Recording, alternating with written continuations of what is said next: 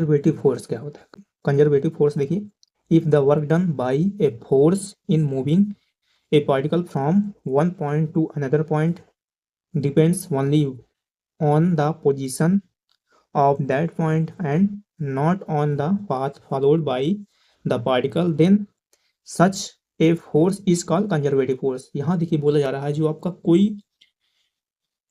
वर्डन force के कारण जो वर्डन हो रहा है उसके कारण जो पार्टिकल मूव कर रही है वन पॉइंट से अनदर पॉइंट तक, ठीक है। और यहाँ पर पोजीशन, केवल पोजीशन डिपेंड कर रहा है और यहाँ पर पॉइंट पे पाथ डिपेंड नहीं कर रहा है, ठीक है, कि एक ही पाथ से जा रहा है, कोई अलग पाथ से जाएगा तब भी आपका वर्क डन जो आएगा वो पोजीशन पर डिपेंड कर रहा है। And by the particle then such a force is called, जो फोर्स अप्लाई होगा उस पर वो कंजर्वेटिव फोर्स होगा। ऐसे एग्जांपल देखिए कंजर्वेटिव फोर्स का, पहला आपका ग्रेविटेशनल फोर्स भी कंजर्वेटिव फोर्स होता है और इलेक्ट्रोस्टैटिक फोर्स भी कंजर्वेटिव फोर्स होता है, स्प्रिंग फोर्स और मैग्नेटिक फोर्स ये भी। जैसे यहाँ एग्जांपल लिख लीजिए, आपके पास दो पॉइंट हैं, कोई पार्टिकल है यहाँ से मूव कर रहा है, यहाँ पर ए बी तक जा रहा है, तो इस पाथ से जा रहा है पी से होते हुए, और अगला फिर यहाँ से आ रहा है या और यहाँ से आ रहा है, जो वर्क डन होगा आपका, ठीक है, और वो आपका क्या रहेगा, यहाँ से यहाँ जाने में इक्वल वर्क डन होगा और उसके साथ साथ फोर्स भी, जो इसमें फोर्स अप्लाई होगा वही आपका क्या होगा, कंजर्वेटिव फोर्स। देखिए यहाँ पर consider a particle is moving from point A to the point B, यही लिख दिया गया। देखिए अब क्या, कोई पार्टिकल है कंसीडर किया गया जो मूव कर रहा है पॉइंट ए टू बी तक के लिए, under the action of the force F, जो फोर्स लग रहा है कि एफ लग रहा है, throughout the path A P B. A P B के लिए देखिए, ए पी बी के लिए क्या होता है आपका, जो फोर्स लग रहा है एफ लग रहा है, और ए पी बी और ए क्यू बी और ए आर बी सभी के लिए देखिए, ए पी बी के लिए भी, ए क्यू बी के लिए भी और ए आर बी के लिए भी जो फोर्स लग रहा है एफ लग रहा है, ठीक है। अब यहाँ देखिए if work done by force F, जो वर्क डन के लिए फोर्स लग रहा है एफ लग रहा है, इस moving particle from point A to point B, ठीक, ए टू पॉइंट बी जा रहा है, through each path is same, जो पाथ है सेम है, then the force F must be conservative force that is, ठीक है, जो आपका फोर्स होगा वो कंजर्वेटिव फोर्स होगा, दैट इज। अब देखिए दैट इज वर्क डन निकालेंगे तो ए पॉइंट था आपका, ए पॉइंट था और यहाँ पर बी पॉइंट, एक ऐसा जा रहा था, ए पी बी जा रहा था, ए क्यू बी जा रहा था और A Q B A R B जा रहा था। अब देखिए यहाँ पर इसका वर्क डन जो होगा सभी इक्वल आएंगे वर्क डन, ए बी निकालेंगे इसके लिए, ए पी बी के लिए, ठीक है, along A P B path के लिए देखने निकालेंगे तो क्या होगा, integration A to B F dot D R equal होगा, फिर अगला along path A Q B के लिए, ए क्यू बी के लिए तो integration A to B F D R आएगा, इसमें भी सेम होगा। फिर अगला निकालेंगे वर्क डन तो इसमें भी अलॉन्ग ए आर बी के लिए ये भी आपका सेम होगा, इंटीग्रेशन ए टू बी और एफ डॉट डी आर, ये आपका जो वर्क डन आएगा ए टू बी के लिए, चाहे किसी पाथ से जाएं आप, ठीक है, इस पाथ से जाएं तब भी वर्क डन सेम रहेगा, इस पाथ से जाएंगे तब भी वर्क डन सेम, इस पाथ से जाएंगे तब भी वर्क डन सेम, ठीक है, और कोई पाथ बनाएंगे तब भी आपका वर्क डन जो आएगा सेम आएगा। तो ये आपका कंजर्वेटिव फोर्स के अकॉर्डिंग क्या होगा, वर्क डन जो दो पॉइंट के बीच जो होगा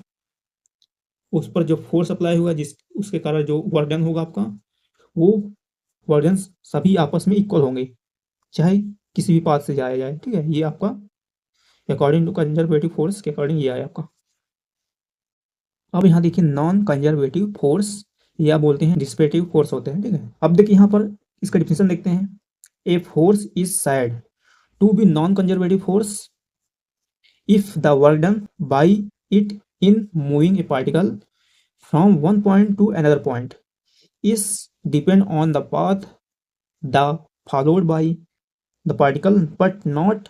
on the position of the particle. यहाँ क्या होगा आपका कंजर्वेटिव फोर्स क्या होता है, देखिए इसमें क्या होगा, जो वर्क डन होगा मूविंग पार्टिकल के द्वारा फोर्स अप्लाई होगा, और इसमें क्या होता है आपका एक पॉइंट से अनदर पॉइंट जब जाएगा तो उसमें क्या होगा पाथ पर डिपेंड करेगा, ठीक है। अब जो वर्क डन आएगा अलग अलग आएगा, उसमें पाथ डिपेंड करेगा, जब सेम पाथ पर जाएगा तभी आपका वर्क डन इक्वल होगा, बाकी इक्वल नहीं होगा, ठीक है। पोजीशन, और यहाँ पर देखिए पोजीशन में डिपेंड नहीं करता, ठीक है। The particle but not on the position of the particle followed. अब एग्जाम्पल देखिए, जैसे फ्रिक्शनल फोर्स हो गया, ये भी आपका नॉन कंजर्वेटिव होता है, और विस्कस फोर्स हो गया, ये भी नॉन कंजर्वेटिव फोर्स था। और देखिए कंजर्वेटिव फोर्स में क्या था आपका, उसमें जो है पाथ डिपेंड नहीं कर रहा था, वर्क डन सभी इक्वल आ रहा था, उसके साथ साथ पोजीशन डिपेंड कर रही थी, इसमें केवल पोजीशन डिपेंड कर रहा था। इसमें क्या होगा, पोजीशन डिपेंड नहीं करेगा और आपका पाथ डिपेंड करेगा एक पॉइंट से अनदर पॉइंट जाने पर। और देखिए यहाँ पर, in such case the work done by the force along any closed path in moving a particle is not zero, but इसमें देखिए क्या होगा, आपका जो कोई क्लोज पाथ है केस, तो वर्क डन जो होगा वो जीरो नहीं होगा, ठीक है। क्लोज पाथ है उसका वर्क डन जो जीरो नहीं होगा, लेकिन कंजर्वेटिव फोर्स में जीरो था। देखिए यहाँ पर the particle loss its kinetic energy in moving from A to B, ठीक है। जब कोई पार्टिकल है अपनी काइनेटिक एनर्जी लॉस करेगी जब मूव करेगी ए पॉइंट से बी पॉइंट तक, and from point B to A itself, ठीक है। अगर पॉइंट ए से बी तक मूव करेगी तो उसका जो एनर्जी होगी लॉस होगी, काइनेटिक एनर्जी लॉस होगी, चाहे बी से जाए या ए से जाए बी तक या बी से जाए ए तक, इसकी काइनेटिक एनर्जी लॉस होगी, ठीक है। लेकिन कंजर्वेटिव फोर्स में क्या था आपका, कि जो एक्सटर्नल फोर्स अप्लाई हो रहा था तो kinetic first time kinetic energy जो है इंक्रीज हो रही थी, लेकिन अगर फिर सेकंड अगेन फिर अगर एक्सटर्नल फोर्स अप्लाई किया जा रहा था तो आपका क्या, कि काइनेटिक एनर्जी जो है डिक्रीज हो रही थी। इसमें सेम उल्टा आपका क्या होगा, चाहे ए से जाए बी तक चाहे बी से जाए ए तक, तब भी आपका जो काइनेटिक एनर्जी होगी वो लॉस होगी। और देखिए इसमें ये जो था आपका वर्क डन जो क्लोज पाथ रहेगा उसका वर्क डन यहाँ पर जीरो नहीं होगा, लेकिन कंजर्वेटिव फोर्स में जीरो होगा, ठीक है। ये अपोजिट सेम है, कंजर्वेटिव फोर्स का अपोजिट है। एग्जाम्पल ध्यान रखिए, फ्रिक्शनल फोर्स होगा एग्जाम्पल, और विस्कस फोर्स।